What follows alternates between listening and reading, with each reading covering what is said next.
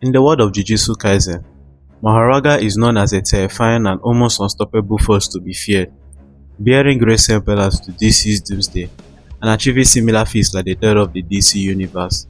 and so has earned itself a place as the strongest Shikigami in the world of the sorcerers,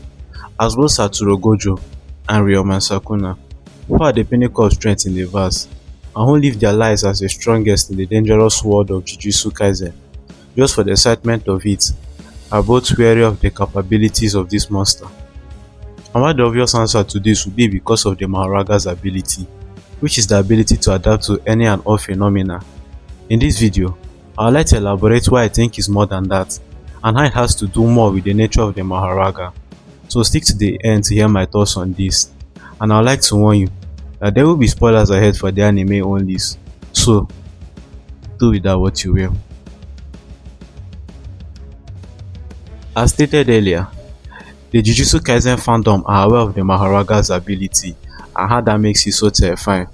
But have you ever wondered why that is so? Well, to understand this, you have to look at the origins of the Maharaga, or should I say, the origins of the great king or emperor, as that is what it means when you trace it back to the Sanskrit word Maharaja. And as we know, the word emperor or king depicts the dominant power someone has over a kingdom or empire. In the case of the Maharaga, that would be his dominion over the other Shikigamis of the Ten Shadows technique. And this was displayed the first time we see the Maharaga appear in Jujutsu Kaisen, as we see the divine dogs and the frogs line up for the Maharaga when it was first summoned, as though they are saluting the arrival of a king. And rising to the status of a king, especially through battle, isn't an easy feat to achieve.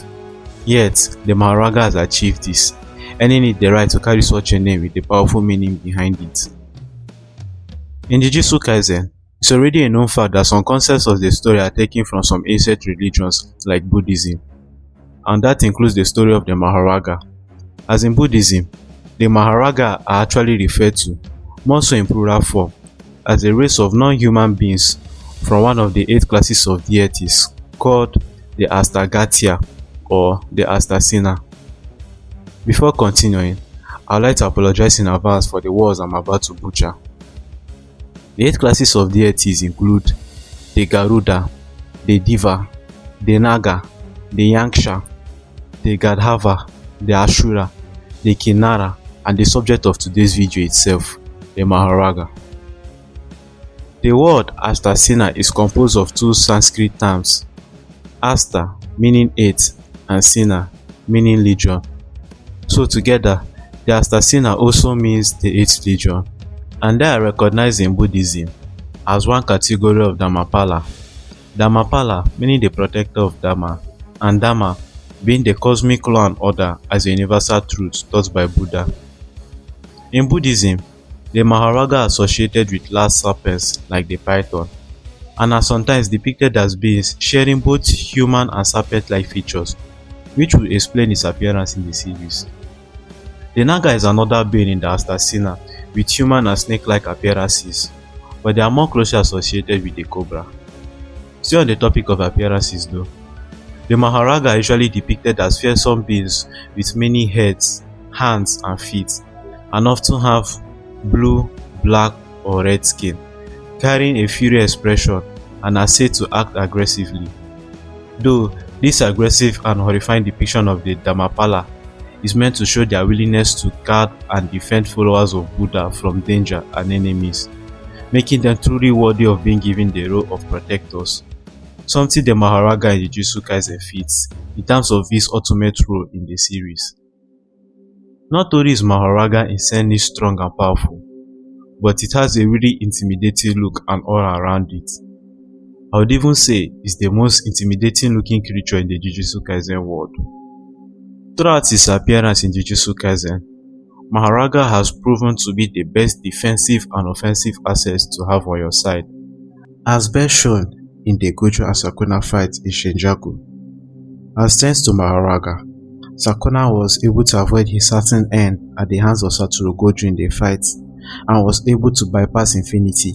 allowing him to call down Gojo. Even Sakuna,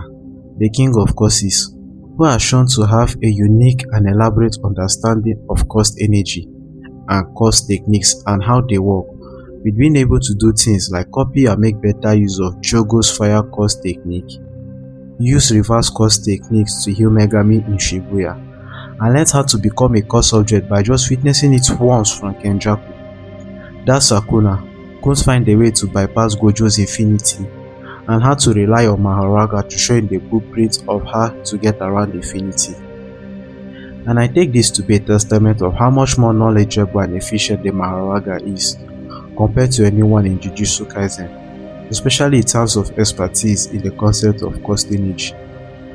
As it is established in Jujutsu Kaisen, to be able to achieve mastery of your cost technique to the point where you become a force to be reckoned with, you need two things. The first thing you need is to envision yourself as a stronger being who can handle yourself in any situation you may find yourself in. And to manifest this, you need to be confident in your own ability.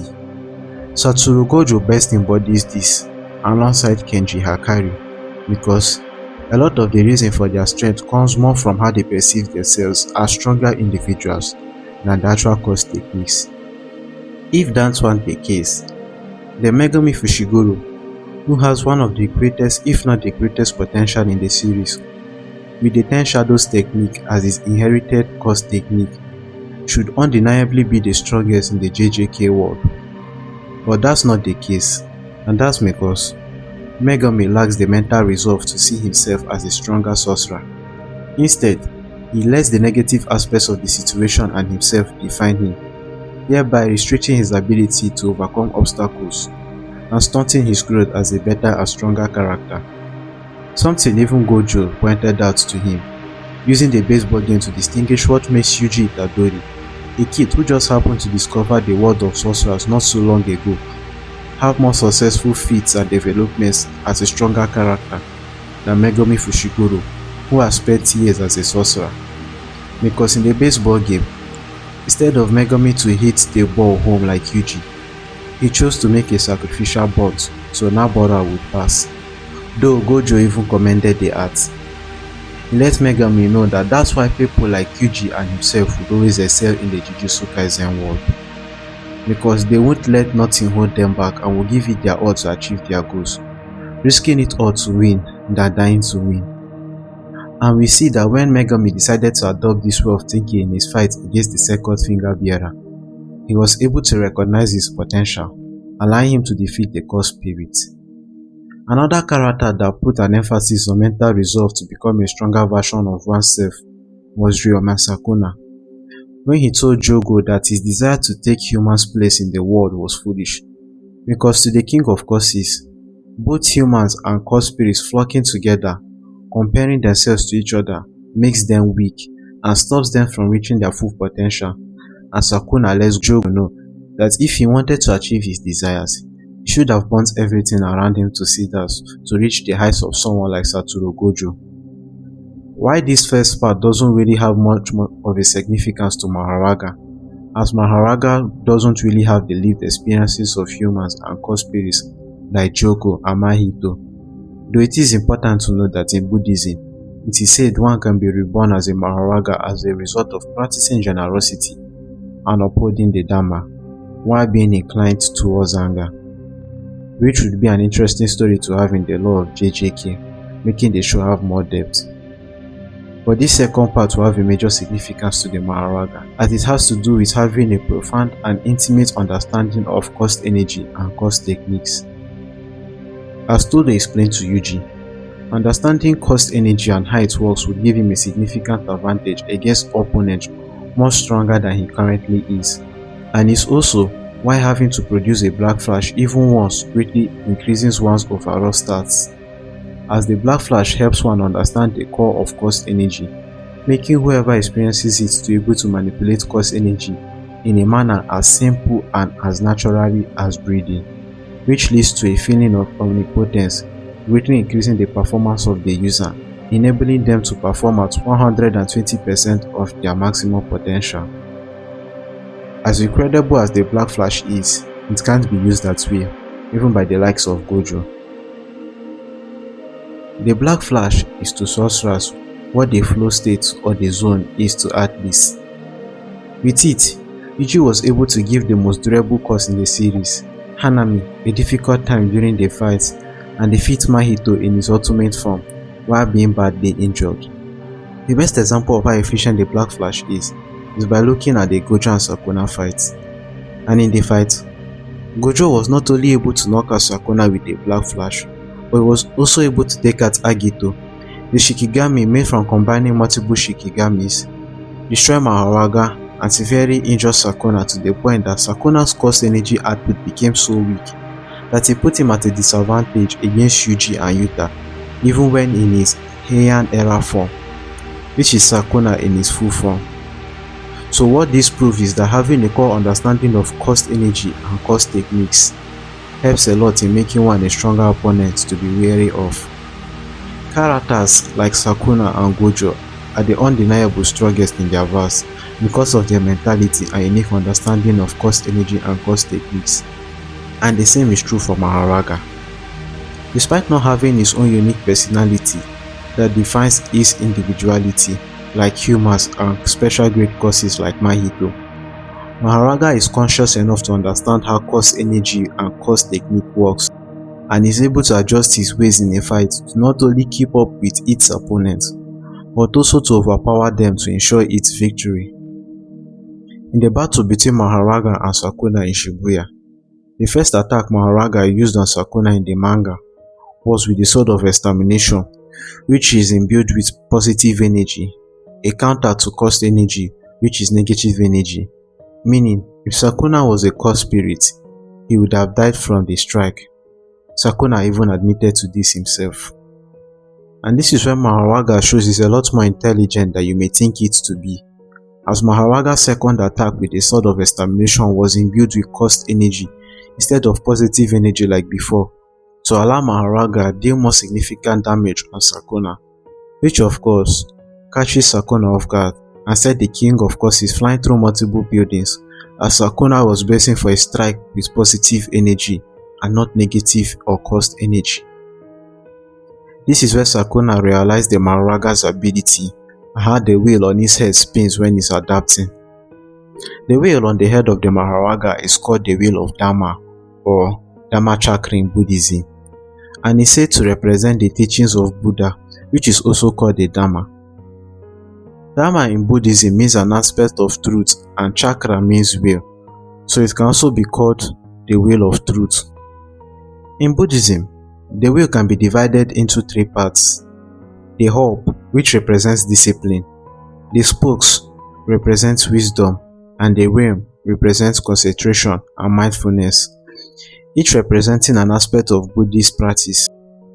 The circular shape of the wheel represents perfection of Buddha's teaching,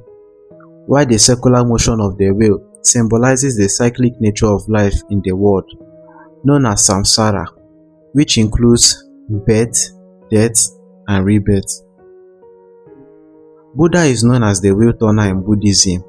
and it is said he first set the wheel in motion when he gave his first sermon after reaching enlightenment, meaning for one to be able to turn the wheel, one must reach enlightenment, and to reach enlightenment, one must follow the path of Buddhist practices to achieve enlightenment or liberation from samsara. The paths to attain enlightenment in Buddhism vary, but the main path to enlightenment is called the Noble Eightfold Path, which is where I think the 8 in Maharaga's title is derived from. The 8 spokes on the wheel of Dharma also represent the Noble Eightfold Path, which are right view, right resolve, right speech, right conduct or action, right livelihood, right effort, right mindfulness, and right concentration. Now, you may be wondering how all of what I'm saying, from the meaning behind the name of the Maharaga, the origins of the Maharaga from its source material, which is Buddhism, are all things I've said in this video, ties to the point I'm making about Maharaga's strength not being solely based on his innate ability, but how he uses it. Remember, the two main things I mentioned that are needed in the world of JJK to be a strong and formidable force are 1. Having the confidence and courage to envision yourself as a stronger opponent, and 2. Having a unique and intimate understanding of cost energy and cost techniques. In both Jujutsu Kaisen and in Buddhism, the Maharaga is depicted or shown to have a role of a protector, and to be good at protecting, Maharaga needs to be as capable as the strongest entities in each realm of existence, referring to both Satoru Gojo and Ryome Sakuna, or even more capable than them. And for that to be possible, Maharaga must pass through its samsara, which in the case of the Maharaga would be whatever attack or phenomenon is made to experience, and it has to abide by the Noble Eightfold Paths to guide its way to enlightenment, or in this case, invisibility. And the process of attaining that enlightenment starts the moment Maharaga spins its wheel, which in the case is adapting or passing through stages to come out a better and much more refined opponent than before. What is just viewed as nothing more than the ability to adapt to any and all phenomena is actually a series of careful and well thought out ways the Maharaga implements in its fight to defeat its opponent, thanks to what I would like to summarize as his divine understanding of cost energy. And all of the fights the Maharaga has had in JJK points to this. Like in Shibuya, where he didn't adapt to only dismantle but slashing attacks in general, and the Gojo fight, where it adapts to infinity, allowing it to cut Gojo's arm off using a technique similar to cleave, and ultimately allowing Sakuna to cut down Gojo, using the example Maharaga set for the King of Curses. Also, the fact it took longer for Maharaga to adapt to infinity as compared to cleave and dismantle shows that the more complex a technique is, the more time Maharaga needs to adapt to it, still proving that the Maharaga's ability is more of a well thought out process than a natural semi-conscious reaction to a stimuli like Doomsday. If you've reached the end of this long unhinged rant, that means you must have found the video interesting enough. So, I would really appreciate it if you like this video, subscribe, and share to boost my confidence to create more interesting videos better than this. Turn on notifications to be one of the first to be updated whenever a new video drops, as more videos are in the works. Thanks for watching and have a blessed day.